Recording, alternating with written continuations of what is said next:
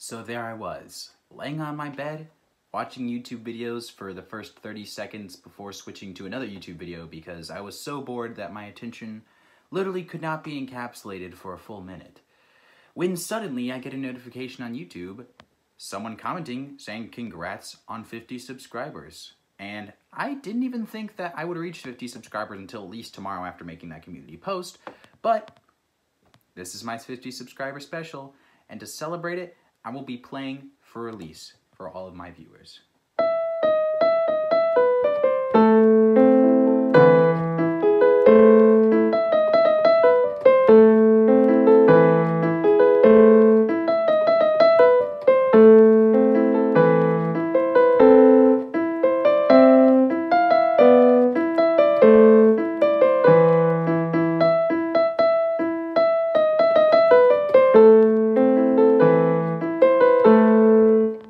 Well, I'm not going to be playing the full thing. I feel like that'd be kind of a long intro.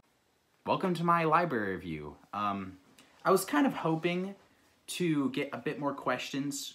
I was sort of hoping to get 50 subscribers maybe tomorrow, but with someone with only 50 subscribers after all, a lot of community interaction is not something that should always be expected. Especially with people having busy lives and probably other YouTubers subscribed to that they'd want to check out. So keeping up with the drama of someone as small as me, not really something that everyone would do. So thank you for everyone that's subscribed to the channel.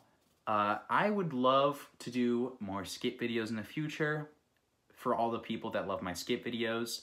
I have an idea that I'm planning on working on later today, so keep an eye out for that. I may not do it today, I may do it tomorrow, because my memory's not so great, so I have a hard time remembering stuff like that. But for the most part, I'd like to continue doing comic book and book reviews for the remainder of my channel. For those of you that don't know this, I have a second channel that I co-run with my brother called Bro Stop Motions, and we have about 160 subscribers on that channel, and we have been a bit inactive on there as of late. And I'd just like to mention that we are about to come out with some new videos, and we're about to start producing videos on that channel too, so be on the lookout for that if you didn't know that I also run that channel with my brother. On to the library review. This is where it all started. This was the first comic book and first manga that I've ever owned. My dad got me this from a gas station while we were on the middle of a road trip, and I tried to read it in the car, but I had a stomach ache, so I ended up not reading it until much later on after I dug it up from a time capsule that I bury every year in December. And I got JoJo one time whenever I accompanied my mom to Barnes & Noble because me and my good friend Nathan from school that I used to go to, he used to always talk about this series and how much he loved it. So I just picked up volume 1 until I realized that this is from part 3, so I read it, and then after realizing it was from part 3, I watched part 1 and 2 of the anime before continuing it. And JoJo is what really got me into reading manga. And although this was my first comic book, it's not really what got me into reading comic books. Big shout out to my friends for not helping, but just having fun with me, making all my skit videos. Because I know I mainly do comic book reviews now, but my channel was built on skit videos.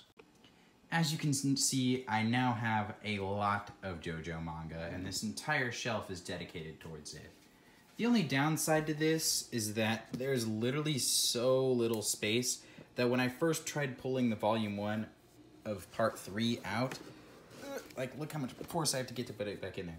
If I try to pull it out, well, okay, it's not happening right now, but there's sort of a grippy plasticky film that's over the picture in the front that makes it to where if they're pushed together for too long, they'll stick together and other things will try to come out too while you're pulling it out. So that's why I've stopped buying JoJo, because I basically have no space for it. And this is the library that's in my room. This whole section is mainly just for manga, except for Bone that I have there. This is mainly just for my horror manga. This is basically just my horror manga section, and Uzumaki was what first got me into horror manga. I had a friend of a friend that let my friend borrow this, and he let me read through it while I was at a sleepover, and I really liked it. And ever since then, I'd slowly gotten Gaio, Tomy, and then all of this over time. And horror manga is definitely one of my favorite genres to this day.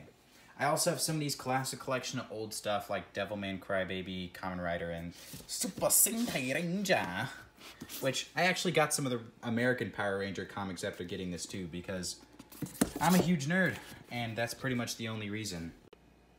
This is the first shelf that I ever had, and it's actually broken, and the only reason that this top shelf is even up is because of a small improvisation I made around this part right here. It would kind of go down, like if I pulled up right here, the back part would go down, and that's because one of the pegs just got completely lost, so I ended up jamming a thumbtack in there, and it's still there to this day, and now I only put light stuff on the top. But yeah, Assassination Classroom, One Punch Man, and Dragon Ball Z are the only thing that I can even fit on this. I used to store a Harry Potter wand for Universal Studios right there, but now there's pretty much no room for it. Dragon Ball Z at least means a lot to me, because it was a series that I always liked ever since I was a little kid, ever since my friend that lived across the street from me lent me this game for the Xbox 360 called Dragon Ball Z Raging Blast that I played pretty much every single day, and it eventually got me into Dragon Ball, and now I own all the manga that is out so far, including this Yamcha spin-off series about a guy reincarnated as a character in Dragon Ball. I don't really have much of Dragon Ball GT, but that's more due to shelving constrictions rather than me not necessarily liking Dragon Ball GT, although I do think it's a lot slower. Here we can see my new pet hamster, Tyrone. If you're a fan of my old skit videos, you'll see that this is a completely different hamster than the one that was in my Eating Rock Prank Part 3, and that is because my hamster, Biscuit, has sadly passed away a few months ago, and ever since then, I got Tyrone as a replacement. And unlike Biscuit, who is really chill, he is very not chill and a crackhead, and he'll try to bite you if you put your fingers too close to him, and he's constantly climbing on the cage. I considered doing a funeral service for Biscuit for my channel, just as a kind of a funny joke for making a big deal out of a hamster that was on there for like 2 seconds. But I was kind of burnt out making videos at that point, so I ended up deciding not to do it. This bottom shelf has 2 of my top 3 favorite manga series of all time on it, and that is Kaiji Gambling Apocalypse and Parasite. I plan to do reviews on both of them in the future, by the way, and also The Breaker. I feel like a review on Death Note and Mob Psycho 100 would kind of be overplayed, and Asadora is sort of a slow progressing thing I don't think a review on would be very exciting. But let's just get a panned out shot of this whole shelf. Not only do we get these 3 shelves, but we also have these plastic coverings, and on the top we have a Rohan spin-off or Dragon Ball. Fist of the North Star, which is a series that inspired the first part of JoJo. Sorry, did I say Dragon Ball spin-off? We have my 3, the complete Far Side soft covers that came in a box set. My copies are super beat up because I did not take super good care of my stuff back whenever I got this as a little kid. But I would read these every single night before bed when I was a kid, because whenever I was kind of scared, whenever I was sleeping alone for the first time, reading funny stuff like this would always calm me down before I went to sleep. The only downside to owning this now is it has really thick kind of cardstock paper with a slight glossy finish, and I would page mark these pages a lot for pages I wanted to reread because I thought they were really funny. But if you don't know exactly what kind of paper I'm talking about, basically super hard kind of cardstocky paper like that will really like damage the paper if you leave it page marked and then close the book for a really long time. So I just keep these up here as sort of a memento rather than continuing to read them all the time because of how damaged they are. And I also have this cool thing that I got from a thrift store, which is a manga of the history of Japan between 1926 and 1939 that was translated into English, which I thought was pretty interesting because whenever I first picked this up, I figured it would be something that they would have to teach Japanese history in history classes in Japan. That seems like the only purpose this could possibly serve. But apparently someone decided to print it in English. I don't even see a publishing company on here, but that's a thing, so pretty cool. This might be the rarest thing in my collection, but that's only because I don't know how rare it is. So, yeah.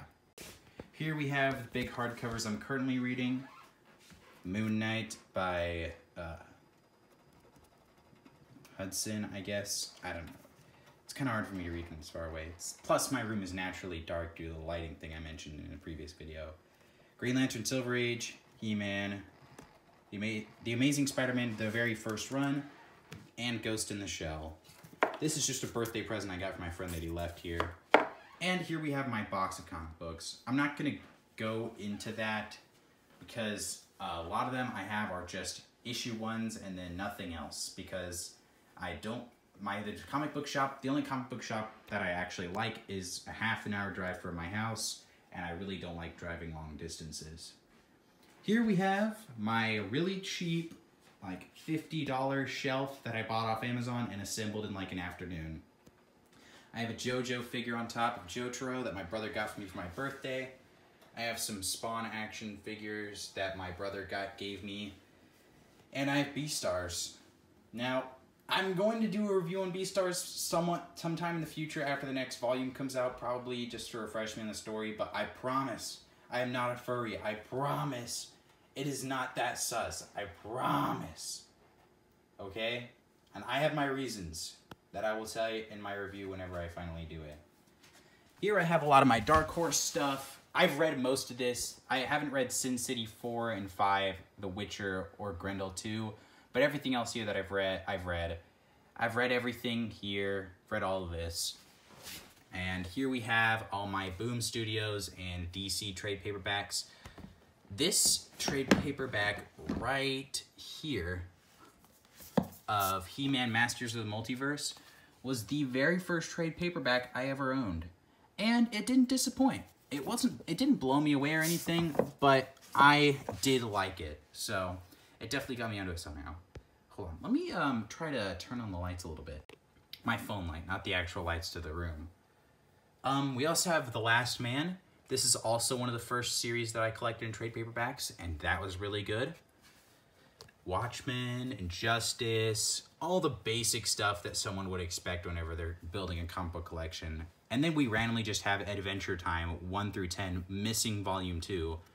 And yeah, I recently ordered 2 through 10 because I just did the Volume 1 review that my brother gave me from a bookstore.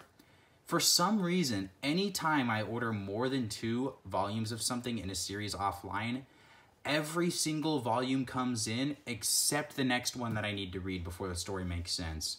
So, miniature rant over. That's kind of annoying. We have a lot of my Power Ranger stuff. I love the Power Rangers comics. If you like the show, this is basically like the show if it wasn't stupid and for kids. It's still got some kind of dumb parts, like the morphing powers, like how they draw from another dimension. The whole logistics about how that works is never super clear, but it's definitely a lot cooler than the show was. And I used to love the show as a kid, so I loved the comics and decided to get a few of them. For some reason, number 4 is never at the Barnes & Noble that I always go to. We also have Berserker, the comic book written by Keanu Reeves. If you didn't know this existed, you have it right there. Written by Keanu Reeves. He doesn't do the art, but the character is based off of him. I'm probably going to be doing a review of this in the future, so no spoilers right now, but there's that shelf that's next to my bed where I sleep. This is the bed where I sleep, which is a mattress on the floor, and there's my Bible that I read every night before bed. Doesn't technically count as part of my library, but yeah, this is just my room, and those are all the books that are in it. Now, that is not the end of my library tour, because that is just my room. This is the actual library room where I keep my most of my things, at least. Here we have all of my actual books. These no manga or comic books up here. Here's Solo Leveling, my favorite fantasy novel series I'm reading right now. Series, if you're a mega edgelord, which I'm considering dropping. Something I got at a book fair when I was like 14. No Longer Human, which I just finished recently, and it was pretty good. We have... You're filming now? So my brother just walked in the room, so he's going to be helping me film. Shout out to Bingleton Butt Sniffer. That's his real name. He's very ashamed of it, but I think it's a great name. So shout out Bingleton Butt Sniffer. So anyway, as I was saying, I have all my regular books up here. I've read everything here except Ender's Game, because I only have this because I was forced to read it in a school assignment, and I just went screw it and I watched the movie instead. And this because it's super long and it's taking me a while to get through. Here we have all the things that would go in the other room if I had any space on my shelves. We have Delicious Dungeons, which is a goofy series about a guy that loves to go into dungeons, kill monsters, and then eat their corpses. Rooster Fighter, which is the best piece of literature ever written in mankind. Samurai 8, The Gray Man, Deadpool Samurai, Dr. Stone, this Mega Sus series, which I might do a review on. It's actually kind of goofy. Psyche K, which is only in Japanese, which I just got as sort of a fan of Psyche K, because it's my favorite anime of all time, but they don't have any manga printed in English. So I got volume 1 through 3 of that in Japanese. And then I got all my Marvel Comic Digest right here. These are just cool, fun collections of Marvel comics that of like a specific character or a team, and I like them because they fit in my pocket and I used to take them to work. And then here, you can move back a little bit, get me in the shot. We have my mature section where I have Berserk and Hellsing and Mighty Morphin Power Rangers, A Necessary Evil Part 1. So only top tier 18 plus stuff right on this shelf, and also Akira. Nothing really good to say about this. I don't think I'll ever review Berserk, not because I don't think it's worthy of review, but I don't think that I could ever do the entire series justice in a single video, and it would be like a multi-part series, and that just seems like too much effort. Here we have all of my DC stuff. This was the first big omnibus that I ever got, which is basically just the word for the big hardcover stuff. And I've read like only half the stuff here because I am addicted to buying them faster than I can read them. So out of all this, I've read this, and that. And that's pretty much it. And then if you move a little bit more down, we have my Marvel stuff. And out of everything here, I've read that, these, this, and that's it. And then on my very bottom shelf, we have all of my really massive soft covers. Most of my Image stuff is here. I've read everything here except Saga 1, Spawn 4, and Usagi Yonimbo, or however that's pronounced. And then if we move over here, we have all of the big soft covers that I couldn't fit over there, which is Starman, Sweet Tooth, Batman Nightfall, all my box sets, including the Kick-Ass one, which is kind of hidden behind this wood. A couple of DC stuff I couldn't fit over there, and this piece of poo-poo garbage. A couple of Marvel and DC encyclopedias. And over here, I have mostly educational books. And I also have some miniature arcade things.